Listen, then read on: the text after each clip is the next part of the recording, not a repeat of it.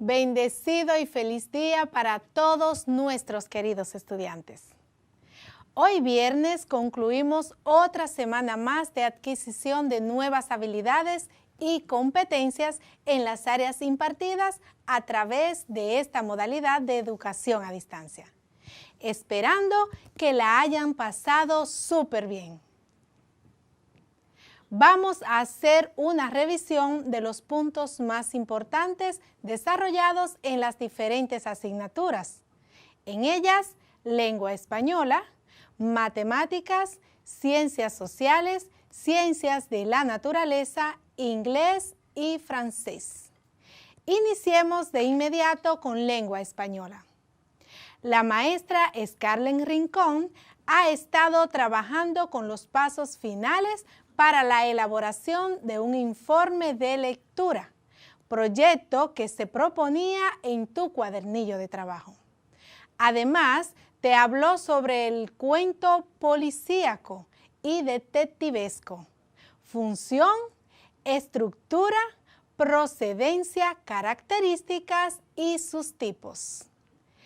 ¿Qué te parece si te acomodas y prestas atención a este resumen? ¡Vamos!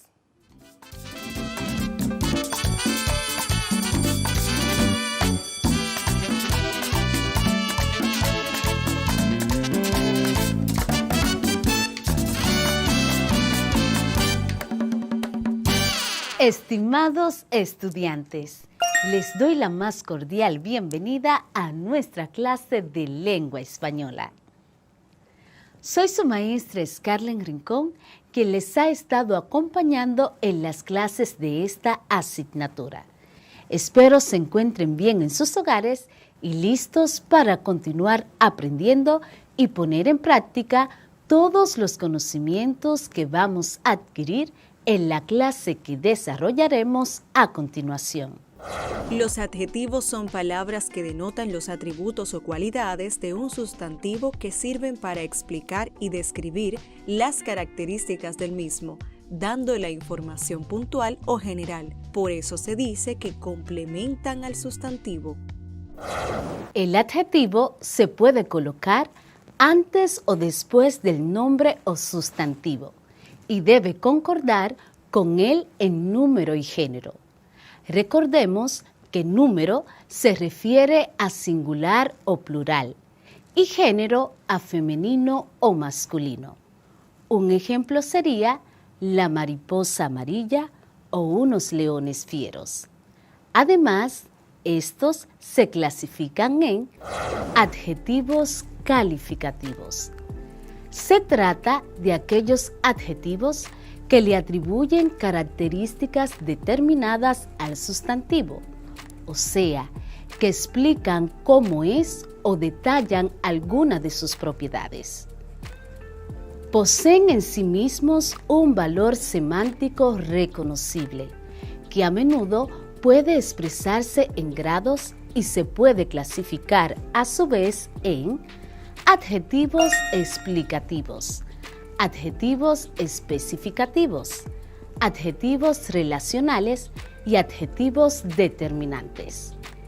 Por otra parte, los adjetivos determinantes, a su vez, se clasifican en adjetivos demostrativos, adjetivos posesivos, adjetivos numerales, adjetivos exclamativos e interrogativos. En relación a los tipos de adjetivos, el más importante para nosotros, porque este adjetivo lo usaremos para hacer el informe de lectura, es el descriptivo, que son aquellas palabras que acompañan al sustantivo proporcionando alguna cualidad, estado o característica. Estos adjetivos pueden ser de tres tipos: calificativos, explicativos y numerales, aunque los numerales suelen incluirse en los adjetivos determinativos. Estos adjetivos brindan información sobre características físicas del sustantivo, como color, tamaño, etc. Por ejemplo, grande o verde, o valoraciones subjetivas como bonito o feo. Es decir, describen cómo es una persona, animal o cosa.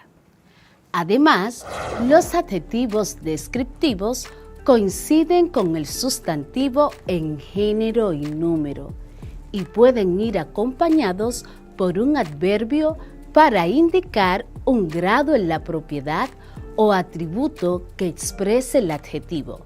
Por ejemplo, una manzana muy roja o los caballos poco veloces.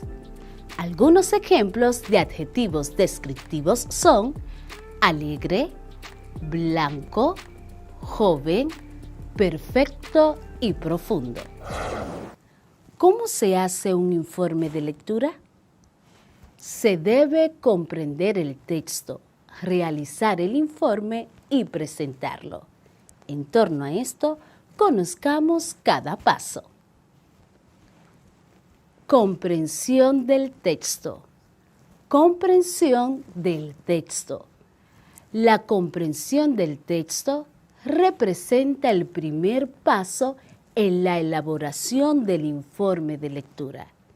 En este caso, el lector aborda el escrito tratando de entender las ideas vertidas por el autor.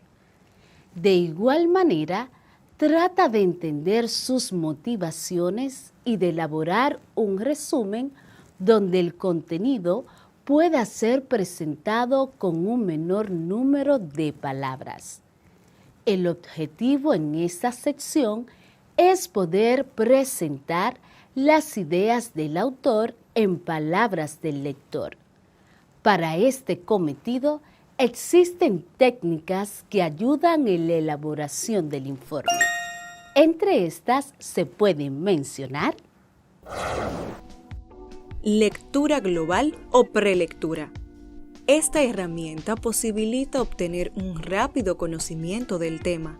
De igual manera, se ubica la posible idea principal, identificando la que más se repite a lo largo del texto. Lectura. Tras la lectura rápida, el lector debe hacer una lectura más detenida, detectando las ideas secundarias y la forma en que se relacionan con la idea principal. Si existen palabras desconocidas para el lector, debe consultarlas en el diccionario. Post-lectura. Se debe hacer una tercera lectura, esta vez un poco más rápida que la anterior. En esta fase, la toma de notas ayuda al proceso. Contexto. Una vez identificadas y fijadas las ideas fundamentales del escrito, el lector debe ubicar el contexto en el que éstas tienen su ámbito de existencia. Otro de los pasos es la elaboración del informe de lectura. La elaboración del informe de lectura. Una vez que el texto ha sido completamente entendido, el siguiente paso es elaborar el informe de lectura. Para esta labor, el lector cuenta con una serie de herramientas, entre las cuales se destacan síntesis. Gracias a esta herramienta se cumple el objetivo de comunicar el contexto del texto a través del vocabulario del lector. Glosario de términos. El glosario de términos es la lista de palabras que el lector no conocía en el momento de la lectura y las cuales tuvo que consultar. Cuadro sinóptico. Este es un esquema usado como apoyo para representar todas las ideas del texto.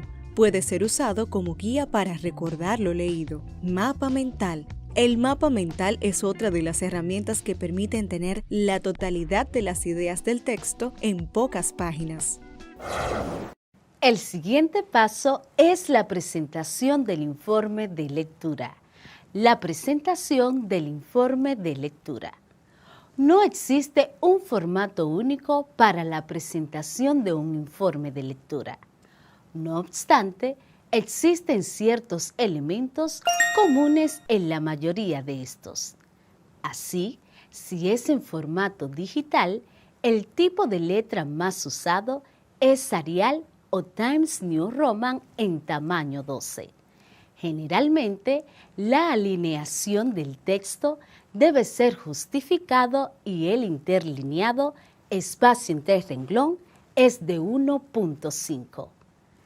Además, la extensión mínima del informe de lectura suele ser de 3/4 del texto leído aproximadamente. También es común el uso de sangría al inicio de cada párrafo y la inclusión de una hoja identificativa junto con el informe. Esta hoja tiene los datos de la obra y del autor del informe.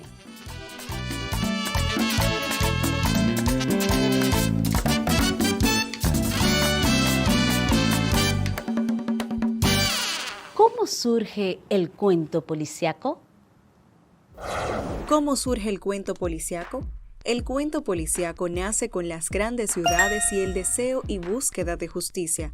Surgen así, en la literatura, nuevos personajes y ambientes que son netamente urbanos, entre ellos la policía y los cuerpos de seguridad, que se organizaron sistemáticamente a principios del siglo XIX, favorecidos por la investigación científica. Este género literario se alimenta de crímenes, fugas, búsquedas y persecuciones. Sobre todo, plantea un enigma que debe ser resuelto mediante la lógica. Esta circunstancia hace que, como forma literaria, el cuento policíaco no fuera tan respetado frente a otras consideradas más valiosas.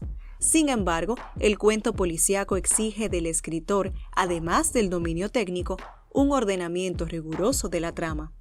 El escritor norteamericano Edgar Allan Poe, con su obra Los crímenes de la calle, es el creador de esta forma narrativa que desde sus comienzos se difunde con rapidez por su eficacia comunicativa. El detective Sherlock Holmes, el Dr. Watson, del escritor inglés Arthur Conan Doyle, y el Padre Brown, de Chatterton, figuran entre los personajes más conocidos de la narrativa policíaca. Otra autora destacada de este género es la inglesa Agatha Christie. Las últimas décadas el relato policíaco se ha hecho más realista y violento. Los delitos tienen razones concretas, los personajes son tan actuales que nos sorprenden, al igual que las armas científicamente fabricadas. La trama entremezcla intriga, violencia y espionaje. Partiendo de los conocimientos previos que posees del tema, vamos a conocer qué es un cuento policíaco y detectivesco. El cuento policíaco o detectivesco es aquel que agrupa las narraciones breves de hechos ficticios o reales relacionados directamente con criminales y con la justicia, generalmente teniendo como tema principal la resolución de un misterio, la persecución de un delincuente o temáticas similares. De este tipo de texto podemos resaltar que cuenta con una estructura definida y se compone de 3 partes. Vamos a conocerlas. La estructura del cuento policíaco y detectivesco es la siguiente. Una introducción. Donde se presenta a los personajes y los sitúa en un lugar y un tiempo. Un nudo. Aquí se desarrolla la acción principal o trama del texto. Y el desenlace, donde se resuelve la trama y se pone fin al relato. Conozcamos de forma más amplia las características propias de este tipo de texto. Estructura. Por lo general, es un relato que se hace al revés de la narrativa tradicional.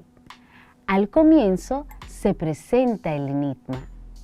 Un enigma se puede definir como un acertijo, dicho o conjunto de palabras de sentido encubierto para que sea difícil de entenderlo. Este debe ser resuelto al final. Este relato precede una etapa previa de organización. Cuando el escritor imagina o fragua esa historia, sigue un orden cronológico o lineal: comienzo, desarrollo y desenlace. Al escribirla, invierte los resultados y lo presenta al comienzo. Ambiente. Ambiente. Generalmente es urbano. En sus primeros relatos, el crimen ocurría en espacios interiores, en cuartos cerrados y en lugares apartados o aislados de la civilización. En la actualidad, la violencia se desata en las calles ante la sorpresa o indiferencia de los posibles testigos. Trama. Trama. La acción brinda el mayor suspenso. Deja siempre un hilo o eslabón por resolver. Al principio se proponen varias soluciones fáciles, a primera vista tentadoras, que sin embargo resultan falsas.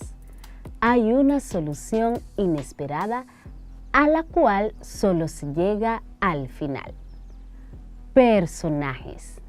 Personajes son los que se desenvuelven en una perspectiva antitética: el policía, el detective, el inspector, el asesino y el espía, es decir, los buenos y los malos. Por lo general son tipos, tienen caracteres bien definidos y no evolucionan a lo largo del relato. Recomiendo seguir indagando todo lo relacionado con el cuento policíaco. Ante cualquier interrogante o duda, no olviden que pueden acudir a su docente guía. También les exhorto a continuar trabajando las actividades de su cuadernillo referente al tema trabajado en la clase. Se despide cariñosamente su profe Scarlyn Rincón. Que Dios te bendiga.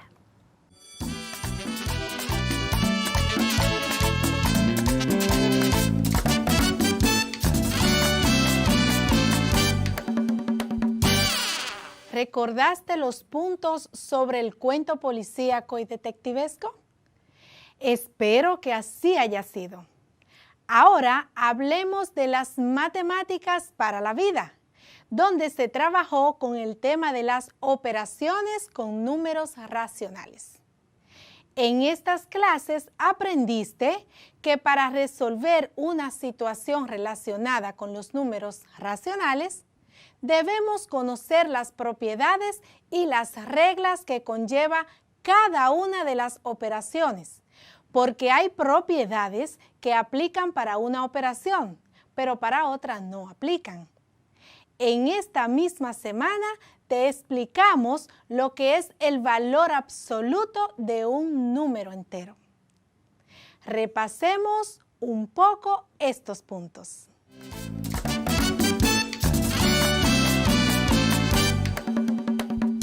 Que la bendición de Dios sobreabunde en todos ustedes y en los suyos.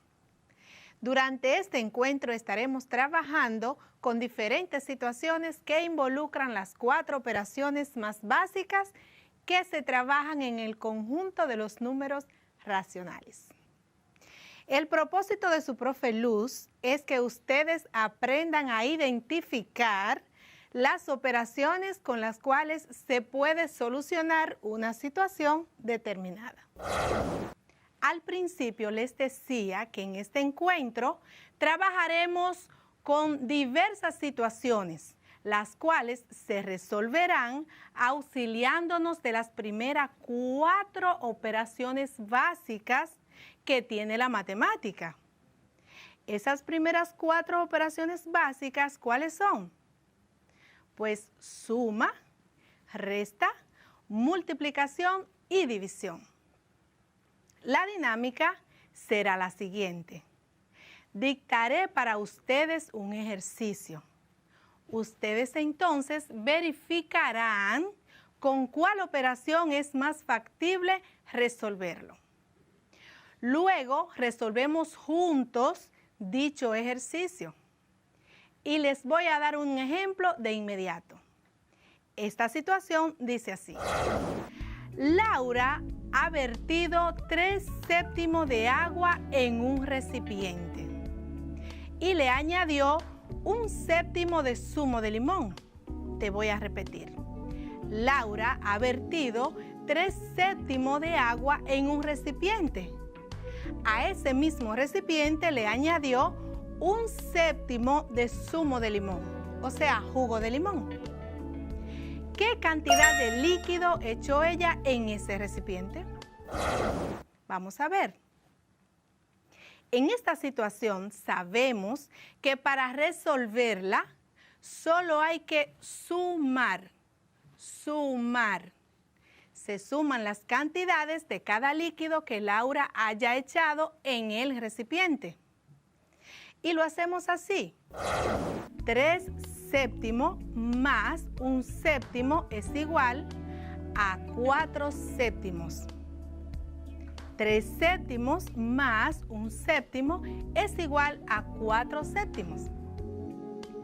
Entonces concluimos diciendo que Laura colocó en el recipiente 4/7 de líquido. Y ya así está resuelto el ejercicio. Mira esta otra situación. Escucha bien. Los ingresos mensuales de una familia son de 30,000 pesos en total. De ellos se utiliza 1/4 en alimentos y 2/4 en servicios básicos. El resto ellos lo ahorran. ¿Qué fracción del total de ingresos ahorra la familia?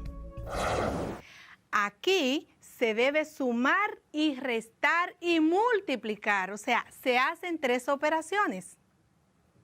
Sumamos todos los gastos y ese resultado lo multiplicamos por el total de ingresos. Y lo que resulte de esa multiplicación, entonces lo restamos al mismo total de ingreso. Y con eso sabremos cuánto ahorra la familia. Vamos a hacerlo. Sumamos 1/4 más 2/4. Lo que va a ser igual entonces a 3/4. Y esto lo multiplicamos al total de ingresos, que es 30,000 pesos. Y decimos así, 30,000 y le ponemos un 1 como denominador para poder multiplicar de forma lineal. 30,000 entre 1 por 3/4. Esto va a ser igual a 30,000 por 3 entre 4 por 1. Y eso va a ser igual entonces a 90,000 entre 4. El resultado de 90,000 entre 4 es igual a 22,500. 90,000 entre 4 es igual a 22,500. Restamos ahora esos 22,500 a los 30,000 y decimos 22,500 menos 30,000 es igual a 7,500. Te voy a concluir. Y la conclusión es, podemos decir que los ahorros de la familia son de 7,500 pesos mensuales.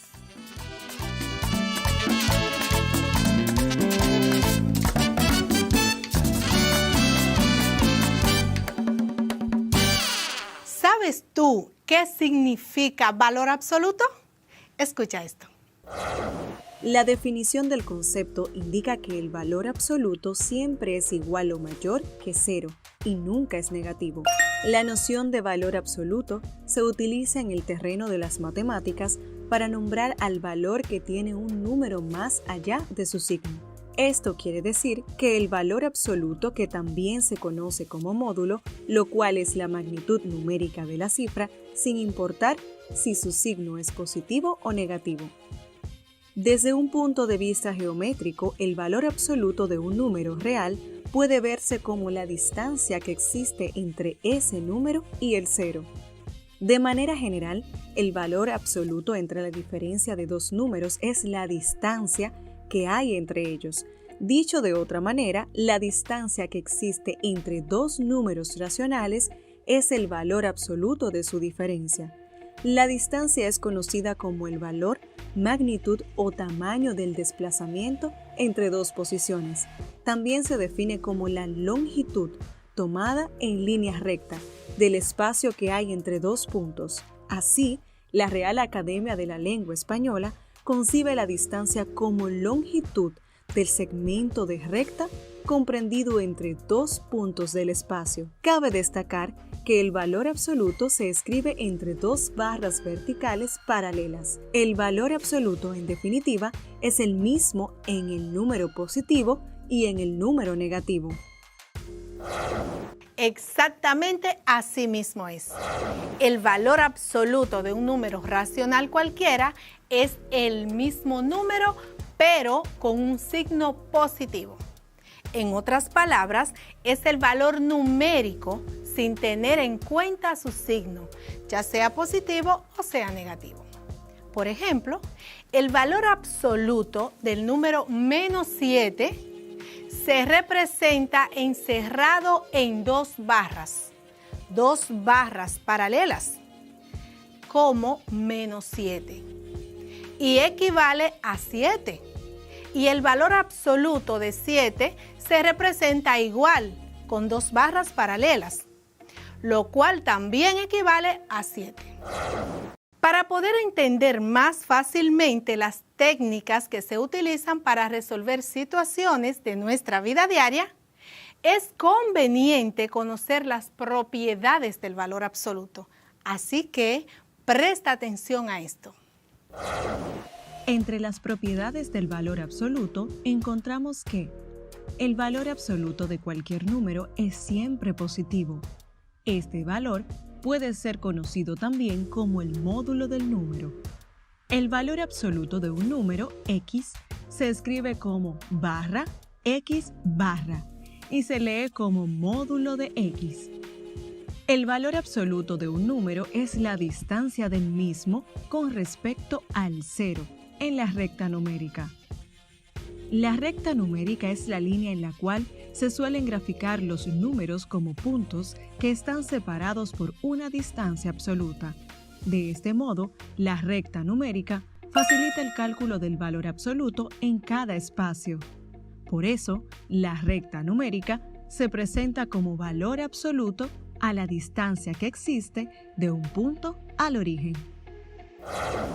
Algunas propiedades del valor absoluto derivan directamente de su definición. Por ejemplo, si tenemos un producto o cociente dentro de un valor absoluto, como por ejemplo el -3, dentro del valor absoluto y en paréntesis, -2 más 5 en paréntesis y todo dentro del valor absoluto, dentro de las barras. El resultado se puede obtener de dos formas. Una es resolviendo la expresión que se encuentra encerrada entre los signos del valor absoluto, por ejemplo, entre las barras, y posteriormente al resultado se le puede aplicar lo que es el valor absoluto. En este caso sería así, por ejemplo, copio la barra del valor absoluto y escribo -3 en paréntesis. Entonces abro paréntesis y escribo -2 más 5, cierro paréntesis y cierro el valor absoluto. Eso entonces será igual a valor absoluto -3 en paréntesis, 3 en paréntesis y cierro valor absoluto. Eso va a ser igual a -9 en valor absoluto. Y eso entonces va a ser igual al mismo 9. Esta propiedad se le puede aplicar a lo que es la clausura, propiedad de clausura para el valor absoluto. Otra forma es resolviendo al calcular el valor absoluto de cada uno de los factores y después operándolos, o sea, por producto o cociente, según sea el caso. Así, por ejemplo, abro valor absoluto, abro paréntesis, escribo -3 y cierro paréntesis. Abro paréntesis, escribo -2 más 5 y cierro paréntesis. Y ahí entonces cierro valor absoluto. Esto va a ser igual a valor absoluto, abro paréntesis, escribo -3, cierro paréntesis, abro de nuevo paréntesis, escribo 3 y cierro paréntesis, y todo eso entre el valor absoluto. Y eso va a ser igual entonces a el valor absoluto de -3 por el valor absoluto de -3. Valor absoluto de -3 por valor absoluto de 3. Y eso va a ser igual entonces a 9. El mismo 9 en las dos situaciones. Ahora consideremos los siguientes casos. -4/3 en valor absoluto es igual a 4/3. -4/3 en valor absoluto es lo mismo que 4/3, positivo. Ahora, en valor absoluto, 4 sobre 3 negativos, o sea, 4 sobre -3 es igual a 4/3 de la misma manera. Pero 4/3 positivos en valor absoluto también es igual a 4/3. Por ejemplo, la posición de 2 y -2 en la recta numérica indica que -2 es menor que 2, pero que ambos están a la misma distancia de 0. Por lo tanto, se dice que -2 y 2 tienen el mismo valor absoluto. Continúa realizando las actividades del cuadernillo. Recuerda, el cuadernillo es la base principal para aplicarte la evaluación de los aprendizajes. Te dejo con esto. La importancia de aprender matemáticas radica en tu interés por superarte. Queda de ti importantizar esta ciencia. No olvides cuidarte y cuidar de los tuyos. Hasta una próxima vez.